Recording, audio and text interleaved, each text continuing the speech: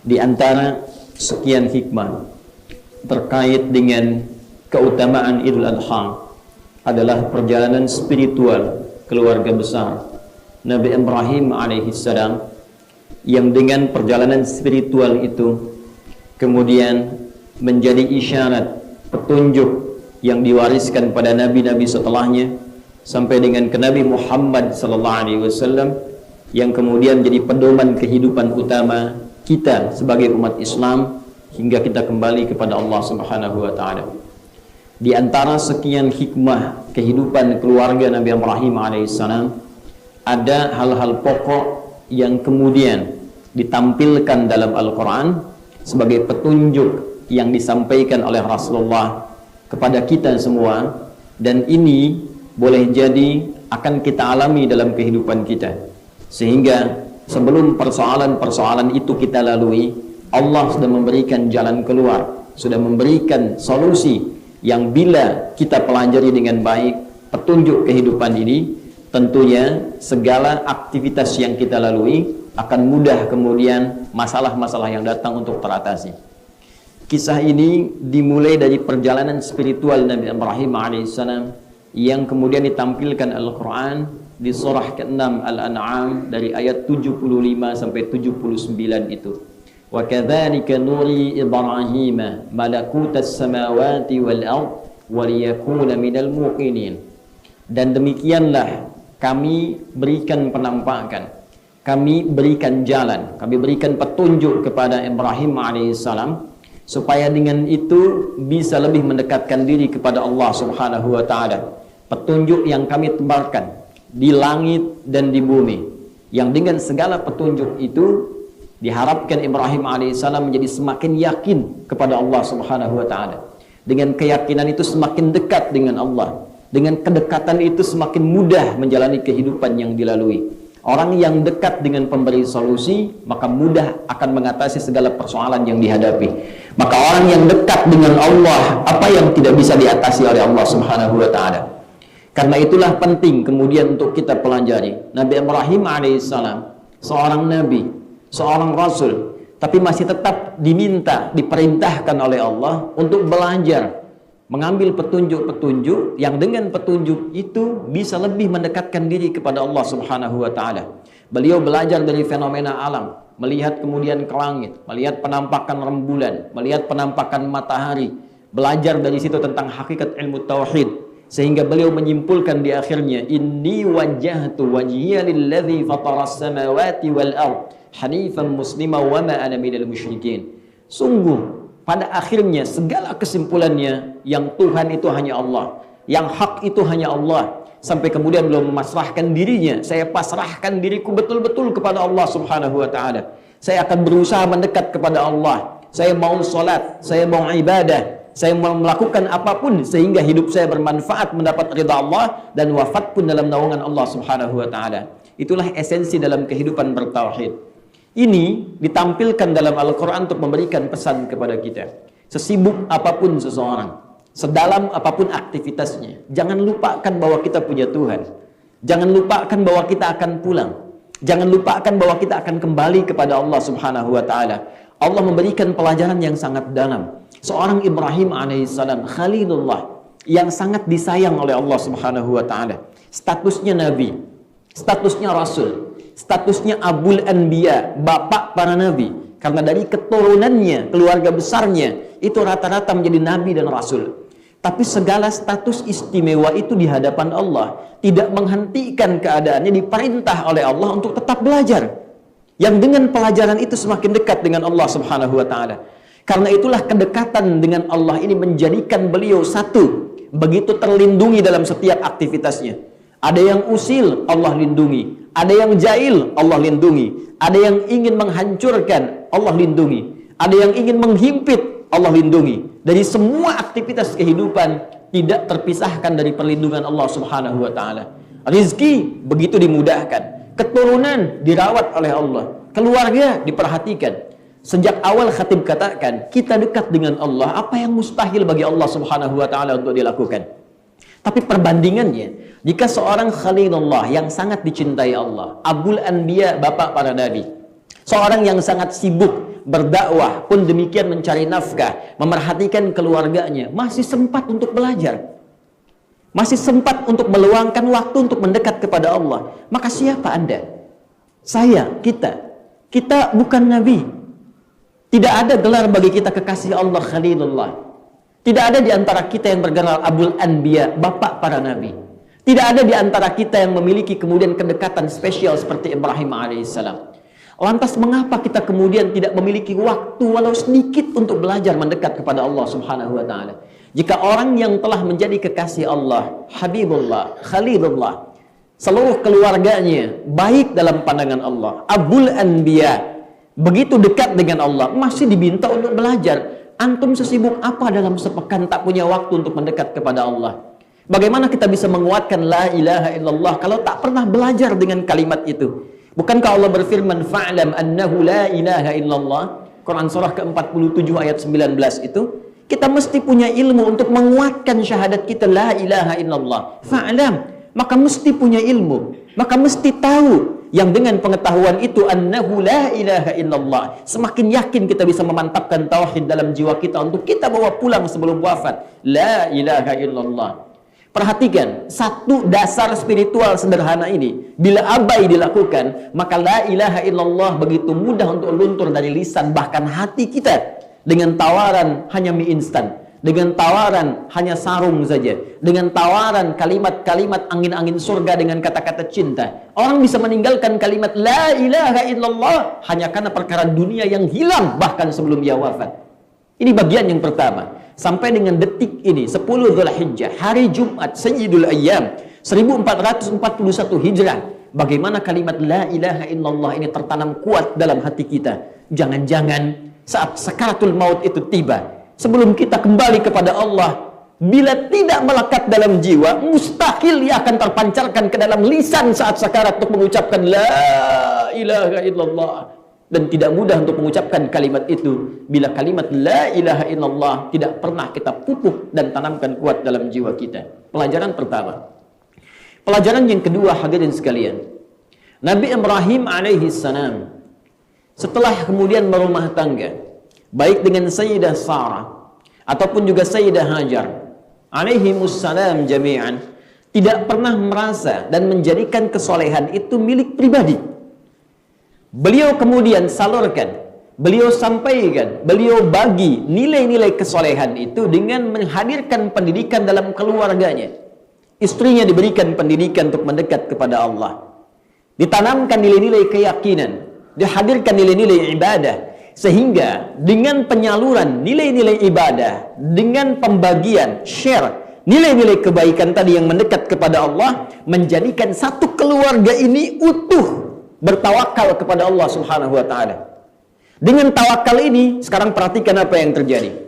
Bukankah Nabi Ibrahim alaihi salam ketika dianugerahi oleh Allah Subhanahu wa taala anak pertama dari rahim Sayyidah Hajar, diberi nama kemudian dengan Ismail alaihi salam, bukankah diperintahkan oleh Allah Subhanahu wa taala untuk dibawa Ismail beserta ibundanya ditempatkan di tempat baru yang nyaris tak ditemukan bagian-bagian pokok untuk dikonsumsi guna menunjang kehidupan.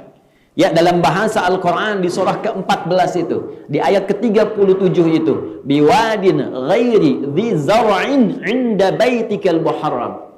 Ya Allah, hamba mohon ya Allah, berikan anugerah, perhatian, perlindungan, perawatan kepada keturunanku yang kau perintahkan untuk ditempatkan di daerah yang tandus. Ghairi dhi zar'in, ya, di tempat yang mustahil bisa diadakan cocok tanam di tempat itu. Tandus, gersang, bebatuan. Tapi inda baitikal muharram, aku bertawakal karena tempat ini mendapatkan keberkahan karena berada di sisi rumahmu ya Allah yang dimuliakan itu. Tapi kisahnya bukan di situ. Kisahnya adalah saat ditinggalkan Sayyidah Hajar dengan Ismail alaihi wassalam dalam keadaan masih bayi itu, masih dalam gendongan itu, masih dalam air susuan itu. Apa yang terjadi ketika akan ditinggalkan? Ada satu riwayat menyebutkan istrinya hanya bertanya, ahadza min amrillah? Apakah ini perintah Allah Subhanahu wa taala? Dijawab oleh Nabi Ibrahim. Ada yang mengatakan dengan riwayat hanya sekedar mengangguk saja karena tak boleh menoleh. Ada yang mengatakan bala tanpa menoleh. Ya, Begitu kemudian pergi fantalaka, meninggalkan istri dan anaknya itu, apa yang kemudian direspon oleh istrinya? Ketika suami memberi isyarat ini perintah Allah, ada yang sangat mengagumkan, terhunjam dalam jiwanya. Laukana min amrillah, kalaulah ini semua perintah Allah, pasti Allah tidak akan pernah menyia-nyiakan hambanya. Pasti Allah akan menjaga hambanya. Pasti Allah akan memberikan kebutuhan kepada hambanya. Pasti Allah akan memberikan perlindungan kepada hambanya. Ini yang sangat luar biasa. Sehingga dengan ketawakalan itu, apa yang terjadi? Sayyidah Hajar semakin semangat untuk mendidik Ismail, merawatnya, mencari segala kebutuhannya, sampai menemukan air Zam-Zam dengan izin Allah Subhanahu wa Ta'ala. Kisah ini, kalau kita tarik ke dalam dunia kehidupan kita kekinian, ingin memberikan pesan kepada kita. Tugas suami yang Allah kemudian telah tetapkan di Quran surah keempat, ayat 34 itu, di antara sekian tugasnya, dibiarkan kemudian ditetapkan oleh Al-Quran untuk bisa fokus mencari nafkah. Ar-rijalu qawwamuna 'alan nisa bima faddalallahu ba'dahum 'ala ba'dhin wa bima anfaqu min amwalihim. Di antara tugas suami yang paling pokok selain menjaga, menyayangi, melindungi keluarganya, ditugaskan oleh Allah dengan segala komponennya untuk mencari nafkah. Bukankah saat mencari nafkah itu ia akan meninggalkan keluarganya? Boleh jadi ia akan punya tugas seperti Nabi Ibrahim punya tugas. Mungkin dia akan pergi ke tempat yang jauh. Mungkin akan berpisah dengan keluarga sementara waktu. Ada yang sehari, ada yang 3 hari, ada yang sepekan, bahkan berbulan-bulan. Jika tarbiyah tidak hadir dengan kuat dalam kehidupan rumah tangga, jika istri dan keluarga tidak diberikan kekuatan dari sejak awal, belum tentu bisa kuat ditinggal oleh suami. Mungkin dia akan mengeluh. Boleh jadi dia akan sering bertanya. Tugas suami pun belum tentu bisa maksimal. Alih-alih bekerja dengan semangat, boleh jadi setiap hari akan datang WA, datang pertanyaan, datang telepon. Yang satu rapuh, yang satu tidak sempurna pekerjaannya. Maka kisah ini mengajarkan kepada kita, sebelum pergi, sebelum berangkat, sebelum tugas, hadirkan kemudian kekuatan di rumah tangga. Berikan kekuatan pada istri, bahwa saat suami pergi keluar, ini tugas dari Allah Subhanahu wa Ta'ala. Sayang mustahil Allah meninggalkan kita. Sayang yakinkan Allah akan merawat keluarga kita. Sayang dekatkan dirimu dengan Allah, sehingga Allah akan jaga kita kapanpun kita berada. Aku hanya berangkat hari ini, tapi kalau engkau yakin dengan segala kekuatan, saat aku pulang pun lebih dulu menghadap kepada Allah, engkau akan semakin dekat dan yakin dengan Allah Subhanahu wa Ta'ala. Kalau baru ditinggal 1-2 hari sudah rapuh, maka bagaimana ketika ditinggal untuk selamanya? Karena itu penting kita berbagi kesolehan, tidak hanya untuk pribadi, tapi jadikan kesolehan itu kemudian meresap dalam benih-benih kehidupan keluarga kita secara total. Ini diantara hikmahnya. Hadirin, bagian ketiga yang tidak kalah penting. Ibrahim alaihissalam. Tadi kami sampaikan statusnya Abul Anbiya, bapak para nabi. Khalilullah, yang sangat dikasihi, dicintai Allah. Sangat dekat dengan Allah Subhanahu wa Ta'ala. Bahkan manusia pilihan yang namanya langsung disebut dengan keluarganya dalam Al-Quran. Quran surah ketiga, ayat 33. Innallaha astafa Adam wa Nuha wa ala Ibrahim wa ala Ibrahim wa ala Imran ala alamin. Sungguh Allah telah memilih teladan dari kalangan manusia. Adam alaihissalam, tunggal bentuknya satu, tidak disebutkan keluarganya. Nuh alaihissalam, tunggal bentuknya satu, tidak disebutkan keluarganya. Ketika masuk kepada Ibrahim alaihissalam, disebutkan keluarganya. Wa ala Ibrahim.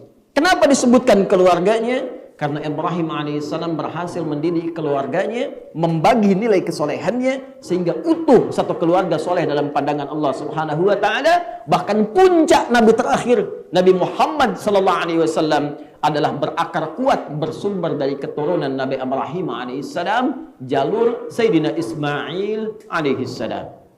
Dengan segala status ini, kami ingin tegaskan Ibrahim masih seorang ayah. Ibrahim masih punya tugas selain berdakwah untuk mencari nafkah. Ibrahim masih punya tugas selain mencari nafkah untuk menyayangi anak-anak dan keluarganya. Sehingga kami ingin ilustrasikan ketika beliau bertugas masih di Palestina, sedangkan anaknya Ismail sudah ada di Mekah beserta ibundanya. Di antara kesibukannya berdakwah, bahkan disebut dengan Ibrahim, ada yang menyebutnya dari bahasa Aramaik, ya, sebagai orang yang senang menyeberang, berpetualang untuk berdakwah, pergi ke Irak, pergi ke Mesir, pergi ke Palestina, pergi ke Mekah, kemana-mana beliau berdakwah. Tapi juga ada yang menyebutkan dari kata Abun Rahim, sesibuk-sibuknya ini masih menjadi ayah yang sangat penyayang. Sesibuk-sibuknya masih sempat nengok Ismail. Nih Ismail gaulnya dengan siapa? Nih Ismail bagaimana mendapatkan perawatan dari lingkungannya? Ismail bagaimana kemudian hidup di lingkungannya yang sejak saya tinggalkan itu masih sempat nengok ayahnya. Masih sempat komunikasi dengan anaknya. Masih tahu siapa pasangannya, bahkan masih bisa mengarahkan pada anaknya bagaimana cara mendapatkan istri yang soleh dalam kehidupan rumah tangganya. Dan itu tercatat dalam sejarah. Sekarang kita bandingkan kembali. Kita bukan Khalilullah. Kita bukan Abul Anbiya. Belum jelas surga kita. Belum jelas kedekatan kita dengan Allah. Lantas sesibuk apa dalam pekerjaan kita? Tak mampu bahkan hanya sekedar menyapa anak-anak kita. Kalau memang tak mampu datang, apa tak bisa berkirim kabar? Sesibuk apa kemudian mencari dunia sampai lupa harta yang paling berharga di dalam rumah? Bukankah kita mencari keluar untuk dibawa ke dalam? Sekarang Anda sibuk keluar, sementara yang di dalam harta paling berharga tak pernah tersentuh oleh perhatian kita. Maka pelajaran ketiga memberikan kesan kepada kita. Jika dalam kehidupan rumah tangga, sekalipun memiliki tugas masing-masing yang pokok, tetap tidak melupakan yang paling pokok, yaitu perhatian antar sesama anggota keluarga. Jika ini bisa dilakukan, maka perhatikan apa yang terjadi. Saat Nabi Ibrahim diberikan tugas di Mekkah Al-Mukarramah untuk kembali meninggikan pondasi Ka'bah yang hancur di masa Nabi Nuh alaihissalam. Saat bapaknya mau kerja, anaknya terbersih untuk membantu, dan diabadikan di Quran surah kedua ayat 127 itu. Wa idh yarfa'u Ibrahimul qawa'ida minal bait wa Ismail Rabbana taqabbal minna innaka antas samiul alim. Ketika kami perintahkan Ibrahim alaihissalam untuk meninggikan kembali bangunan Ka'bah yang hancur di masa Nabi Ibrahim alaihissalam, tiba-tiba datang Ismail ingin membantunya. Dalam bahasa Arab, kalau pelaku disandingkan secara bersamaan, maka tugasnya pokok bagi keduanya. Jika kalimatnya berbunyi di luar Al-Quran, misal wa idh yarfa'u Ibrahimu wa Ismailul qawa'id, artinya tugasnya dilakukan dengan porsi yang sama oleh Ibrahim dan Ismail. Tapi ketika dipisahkan, yang satu belakang, yang satu paling awal, takdim wa takhir. Takdim disebutkan di awal, takhir disebutkan di akhir. Ini menunjukkan yang pokok yang diperintahkan itu yang pertama disebut. Yang belakangan itu melihat pengen bantu. Perhatikan ayatnya. Wa idh yarfa'u Ibrahimul qawa'ida, baru datang wa Ismail. Bapaknya diperintahkan meninggikan bangunan Ka'bah, mulai membawa batu. Pijakan pertama untuk bisa melakukan sesuatu dengan baik disebut dengan maqam. Sampai sekarang masih ada diabadikan maqam Ibrahim. Ketika akan membawa itu, meninggikan, anaknya dari sudut yang lain datang ingin membantu, membawa bagiannya. Sampai sekarang bagian itu disebut kemudian diistilahkan dengan Hijr Ismail alaihissalam. Sekarang coba bandingkan dengan kehidupan kita. Jika bapak punya perhatian kuat kepada anak, sekalipun tugasnya di luar, maka otomatis akan ada kecintaan dan kerinduan dari anak kepada orang tuanya. Sekarang cek, ketika bapaknya kemudian pulang, ada mobil yang kemudian harus dicuci, ada rumah yang harus dibersihkan. Jangan-jangan yang pakai anak yang bersihkan orang tuanya. Jangan-jangan gak pernah punya kepekaan anak kepada kedua orang tuanya. Jika itu terjadi, maka jangan pernah salahkan kepada anaknya. Evaluasi diri kita. Barangkali anak-anak yang demikian ingin mencari perhatian kepada kita karena dulu dia kekurangan perhatian dari kedua orang tuanya. Jika ada anak yang tawuran, anak yang kena narkoba, boleh jadi asal mulanya bukan karena ingin terjerumus dalam perbuatan itu. Karena dia mungkin ingin membuktikan diri, ingin cari perhatian di luar rumah. Karena di dalam belum punya maksimal perhatian dari kedua orang tuanya. Maka jika perhatian itu maksimal, jangankan tenaganya, nyawanya pun bisa ia persembahkan untuk beribadah maksimal kepada Allah Subhanahu wa taala dengan cara berbakti kepada kedua orang tuanya. Dan inilah puncak yang diabadikan di Quran surah ke-37 ayat 102 sampai 109 itu. Bapak hanya berkata, inni ara fil manami anni adbahuka fanzur madza tara.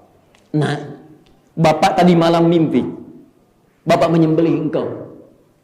Coba engkau timbang, coba engkau fikirkan bagaimana pendapatmu tentang mimpi tadi.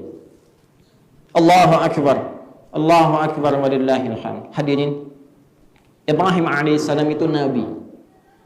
Mimpinya para nabi pasti sebuah kebenaran. Ibrahim tahu itu benar. Tapi hebatnya memberikan cara pendidikan kepada kita. Jika ada anak sudah menjelang dewasa, falamma balagha ma'ahu sa'y, sudah mulai punya nalar yang kuat, sudah mulai dewasa, sudah matang pikirannya, kurangi perintah, kurangi sayang-sayang, hadirkan diskusi dalam kehidupan. Karena ia pun pasti punya pendapat. Ibrahim bisa mengatakan, nah siap-siap. Apa yang disiapkan ayah? Tadi malam ayah mimpi pasti benar. Siap, papa sembelih. Tapi apa yang ditawarkan pada anak? Perhatikan, bagaimana pendapatmu? Perhatikan jawabannya. Karena perhatian, karena tarbiyah berlangsung begitu kuatnya, anaknya pun memahami, ini ayah saya pasti nabi. Dan ayah saya pasti benar setiap apa yang dimimpikannya. Maka di luar dugaan manusia biasa, anak mengatakan, if'al. Ya abatif'al ma tu'mar. Satajiduni insyaallah minas sabirin. Duhai ayah, demi hormatku dan sayangku padamu, cepat kerjakan sekarang perintah itu, jangan ditunda. Cepat kerjakan, jangan ditunda. Dengan izin Allah engkau akan dapati aku termasuk kalangan orang-orang yang sabar. Sebagian hanya berhenti memahami ayat ini di titik ini saja, tanpa menggali bagaimana tafsir yang disampaikan oleh para ulama. Hadirin sekalian, Syekh Umar Ahmad Baranja punya kitab namanya Akhlaq lil Banin dan Akhlaq lil Banat. Memberikan keterangan dari kisah ini, ketika Ismail hendak disembelih itu, masih menyampaikan beberapa kalimat yang sangat luar biasa. Perhatikan kalimat.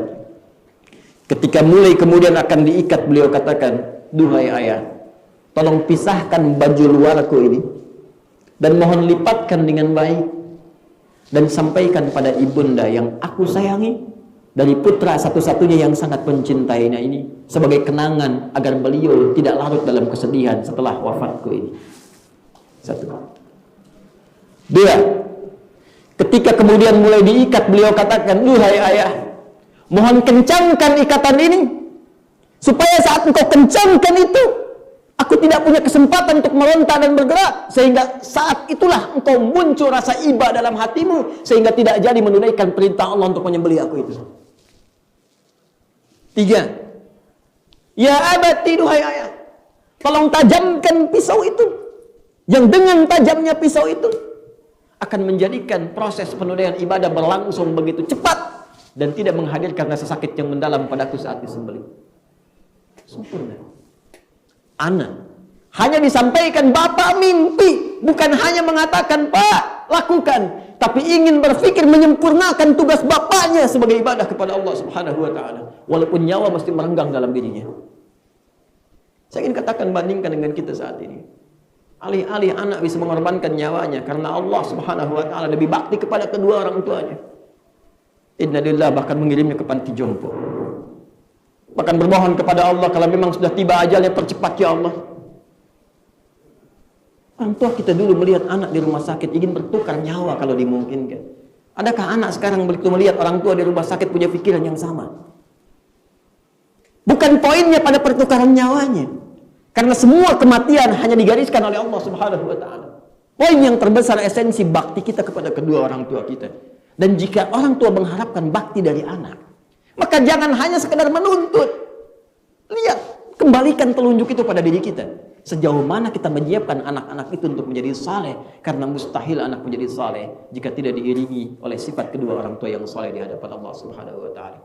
Kisah tadilah yang menjadikan ketentuan syariat bahwa ketika semua itu dilakukan karena Allah, maka endingnya selalu kebahagiaan. Maka digantilah wafadainahu, diganti tebusan Ismail alaihissalam bidzibhin azim, dengan sembelihan yang sangat besar, sembelihan yang sangat gemuk, sembelihan yang penuh dengan manfaat. Artinya apa?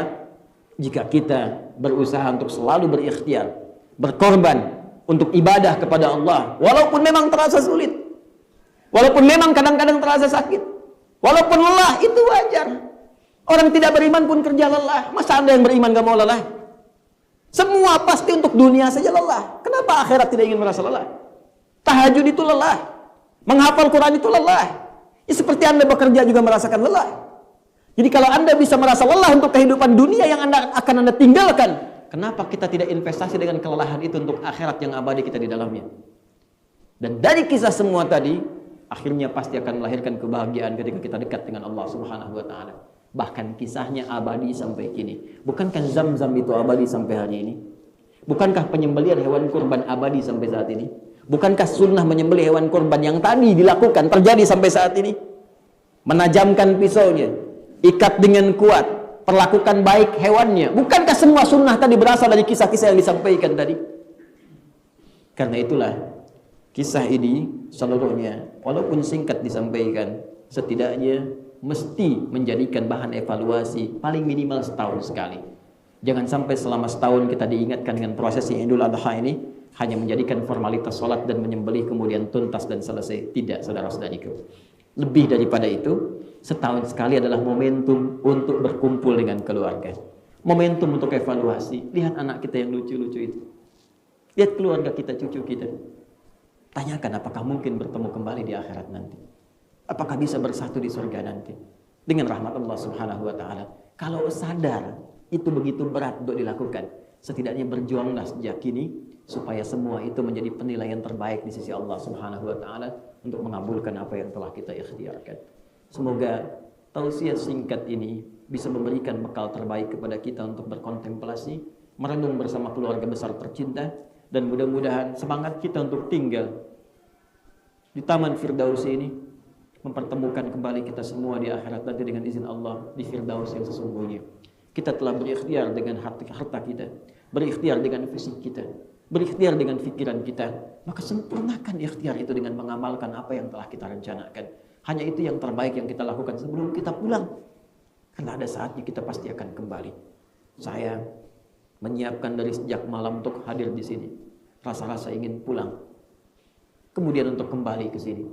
Ternyata di antara hikmah yang Allah hadirkan, saat pulang itulah istri saya menyampaikan, ada di antara seorang wali murid yang malam tadi meninggal menghadap Allah Subhanahu wa ta'ala. Tak ditemukan gejala penyakit sebelumnya, tapi ia masih terus semangat menunaikan puasa di hari Kamis itu, sampai ia berjuang saat bukanya, dan setelah itulah ia kembali kepada Allah Subhanahu wa ta'ala. Maka saya katakan, duhai siapa diri yang fakir yang hina ini, yang masih punya waktu untuk berbuat maksiat, yang masih punya peluang untuk berbuat salah, sedangkan orang yang tidak pernah disebut ustaz, bahkan mungkin tidak pernah ceramah, boleh jadi ia dikenal baik dalam komunitas langit sebagai hamba yang saleh, yang wafat dalam keadaan husnul khatimah setelah ia berpuasa Arafah, dan ia kembali dalam keadaan husnul khatimah insyaallah.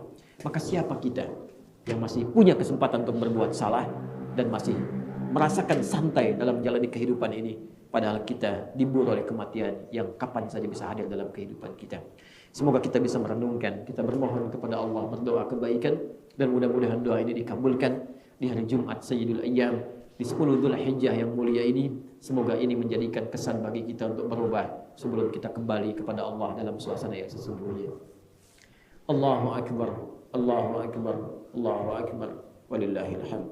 Allahumma nahmaduka hamdan syakirin, hamdan na'imin, hamdan yuwafi ni'amahu wa yukafi mazidah. Ya Rabbana lakal hamdu wa lakal syukru kama yanbaghi li jalali wajhikal karim wa li'azimi sultanik. Allahumma salli wa sallim wa barik ala rasulikal karim nabiyyikal amin sayyidina Muhammadin wa ala alihi wa sahbihi ajma'in. Allahumma rabbana taqabbal minna innaka antas sami'ul alim wa tub 'alaina innaka antat tawwabur rahim.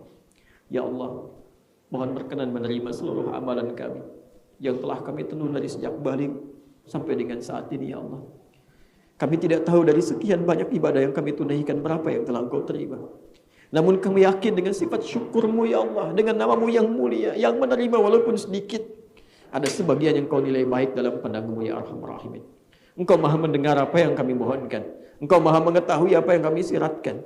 Maka mohon terima dari semua ikhtiar yang kami telah lakukan ya Arhamar Rahimin. Rabbana la tada' lana fi maqamina hadha fi kulli maqamin dhanban illa ghafartah. Ya Allah, jika ada di tempat ini atau dimanapun hamba-Mu ada yang masih berlumur dengan dosa ya Allah, maka mohon jangan biarkan mereka di hari ini, kami di hari ini ya Allah masih berlumur dosa. Ampuni dosa-dosa kami ya Allah, hapuskan segala kesalahan kami ya Allah, dan berikan kesempatan pada kami untuk berubah lebih baik dalam pandangan-Mu sejak hari ini dan selanjutnya ya Arhamar Rahimin.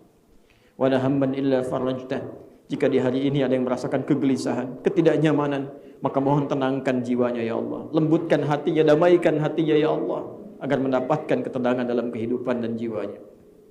Allahumma wala asiran illa yassarta. Jika ada yang tengah mengalami kesulitan dalam hidupnya ya Allah, saat ini di rumah tangganya, di pekerjaannya, kehidupan sosialnya. Maka mohon kuatkan batinnya ya Allah. Mudahkan segala urusannya dan hilangkan segala kesulitan-kesulitannya ya Allah. Anugerahkan hikmah terbaik untuk belajar dari setiap kesulitan yang dialami ya Arhamar Rahimin. Wala maridan illa syafaitah. Jika ada hambamu saat ini yang diuji dengan penyakit seberat apapun, maka mohon angkat dan sembuhkan penyakit itu ya Allah. Allahumma idzab anna al-ba'sa ya Allah. Idzab anna al-ba'sa wal waba wa khasatan corona ya Arhamar Rahimin. Ya Allah, kami mohon angkat segala penyakit, hilangkan segala penyakit, wabah, pandemi khususnya corona pada saat ini ya Allah. Nashtaq ilal masajid ya Arhamar Rahimin. Kami rindu untuk hadir di masjid-masjid ya Allah. Salat berjamaah dengan jamaah, mengikuti ta'lim ya Allah, berjumpa dengan saudara-saudara kami ya Allah, berzikir kepadamu ya Arhamar Rahimin. Allahumma rabbana atina fid dunya hasanah wa fil akhirati hasanah wa qina adzabannar. Qaribna ilaika ya Allah qurbanan haqqan. Ya Allah, mohon anugerahkan kepada kami segala kebaikan di dunia, kemuliaan di akhirat, dan jauhkan kami dari ancaman neraka ya Allah. Dan dekatkan kami kepadamu ya Allah dengan kedekatan yang benar. Waj'alna min ummati Muhammad sallallahu alaihi wasallam. Dan jadikan kami termasuk umat Nabi Muhammad sallallahu alaihi wasallam yang berjumpa dengan beliau ya Allah, yang dapat mendapatkan rahmat-Mu ya Arhamar Rahimin.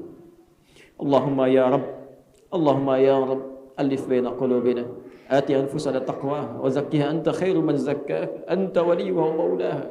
Ya Allah, lembutkan hati kami ya Allah, bersihkan hati kami dari kotoran-kotoran hati, jauhkan kami dari perpecahan ya Allah, satukan kami dalam keindahan dan cinta serta kebaikan ya Arhamar Rahimin.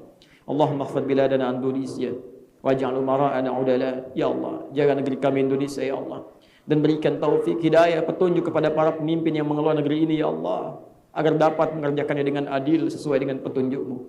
Wahfadh ulama'ana ya Allah waj'alhum mukhlasin fi da'watihim ya Allah ilal haqq. Kami mohon lindungi ya Allah, jaga para ulama kami dan berikan kekuatan untuk mereka agar ikhlas dalam berdakwah karenamu ya Rabbal Alamin.